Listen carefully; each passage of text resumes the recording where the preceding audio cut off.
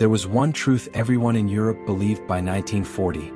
You do not stop German armor once it starts moving. You delay it. You divert it. You die in front of it. The Panzer divisions have rewritten the rules of war in Poland. Fast, ruthless, coordinated. Steel columns punching through borders while aircraft scream overhead. Everywhere they go, the same assumption holds. Fixed defenses are obsolete. Trenches are coffins. Static obstacles are jokes. And the Germans laugh the loudest. They laugh at walls. They laugh at concrete. They laugh at anything that doesn't move. In their doctrine, speed is survival. Momentum is invincibility. If a tank keeps rolling, nothing stops it. Not fences. Not ditches.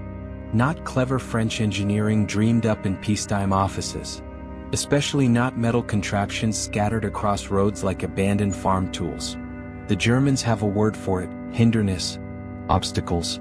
And obstacles, they believe, are meant to be crushed. But in 1939, one French engineer quietly built something that does not behave like an obstacle. It does not explode.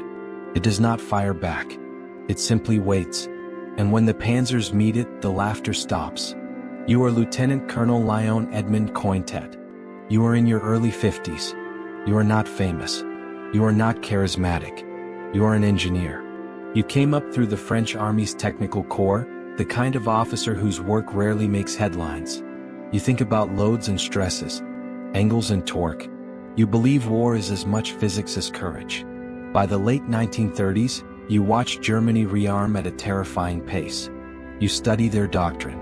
Blitzkrieg. Combined arms. Tanks no longer support weapons. They are the spear. France responds the way it always has, the Maginot Line. Concrete fortresses. Guns buried in hillsides. A wall designed to make another 1914 impossible. But you know something is wrong. The wall does not move. The enemy does. You also know France does not have enough modern anti-tank guns to blanket every road, every bridge, every open field. You cannot outbuild German industry. You cannot outproduce their tanks. So you ask a different question. What if you don't destroy the tank? What if you deny it movement? A tank without motion is not a weapon. It is a liability. You begin sketching something radical in its simplicity. No explosives. No moving parts. Just steel welded into a shape that refuses to lie flat, refuses to roll aside, refuses to break cleanly. 3 massive steel beams, each weighing over a ton, welded into a 6-pointed star. No matter how it lands, one arm always points up. You call it an anti-tank obstacle. Others will give it a nickname: the Cointet element. By 1939, thousands of them roll out of French factories. They sit along roads, rail lines, bridges, and likely invasion corridors. Soldiers chain them together. Sometimes they don't. German intelligence notices them immediately, and they laugh. May 1940. The German invasion of France begins exactly as planned. Armored columns surge through the Ardennes. Airfields burn. Radios crackle with rapid-fire orders. Divisions advance 20, 30, 40 kilometers a day. Then the lead elements hit the first Hedgehogs. You are not there in person, but you feel it anyway. A Panzer III rolls forward at 20 kilometers per hour. 5 crewmen inside. Commander standing in the hatch. Confidence is high. The driver expects resistance. He does not expect immobility. The tank strikes the steel star. There is no explosion. Just a metallic shriek that vibrates through the hull. The front suspension lifts. One track loses contact with the ground. The tank tips, slides, and jams itself against the angled beams. The driver guns the engine. The tracks spin.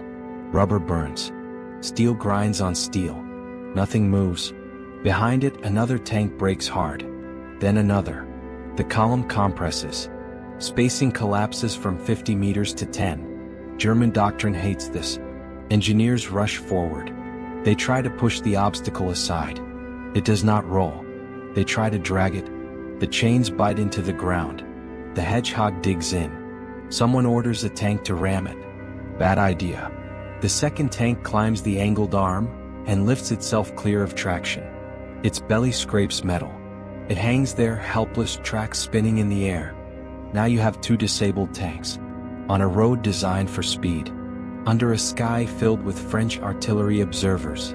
Shells start falling. Not accurately at first. Then closer. Then dead on. Shrapnel rings against armor. Radios scream. Commanders shout conflicting orders. The column tries to reverse, but there is no room. Vehicles jackknife. One truck stalls. Another catches fire. German engineers bring up explosives. They strap charges to the Hedgehog.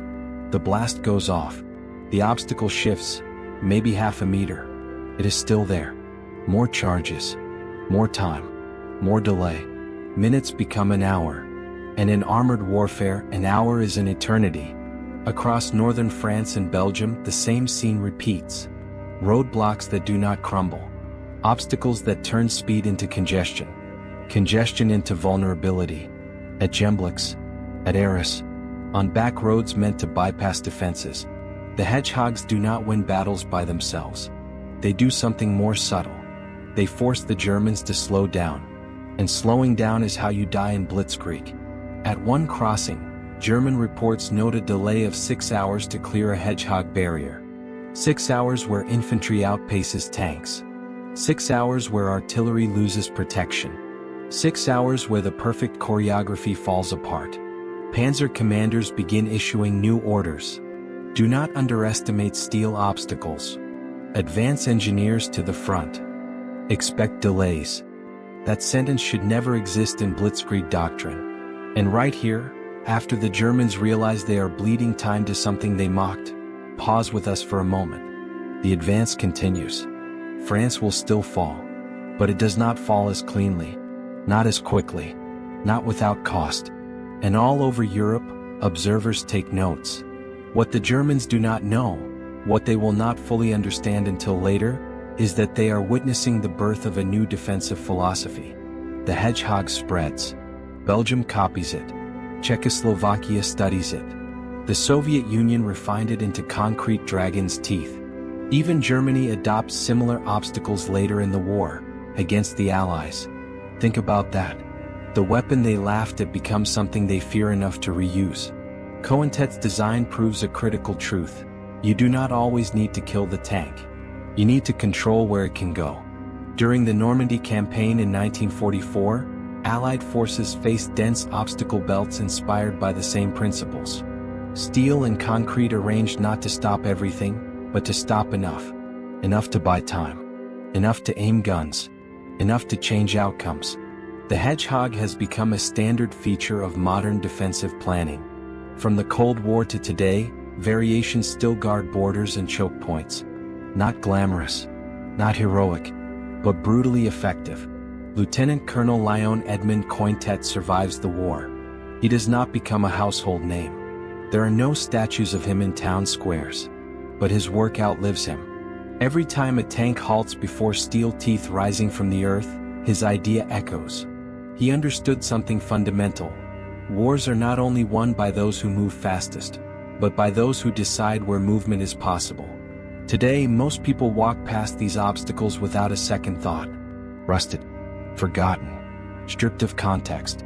But once they shredded confidence. They broke doctrine. They forced the world's most feared armored force to stop and think.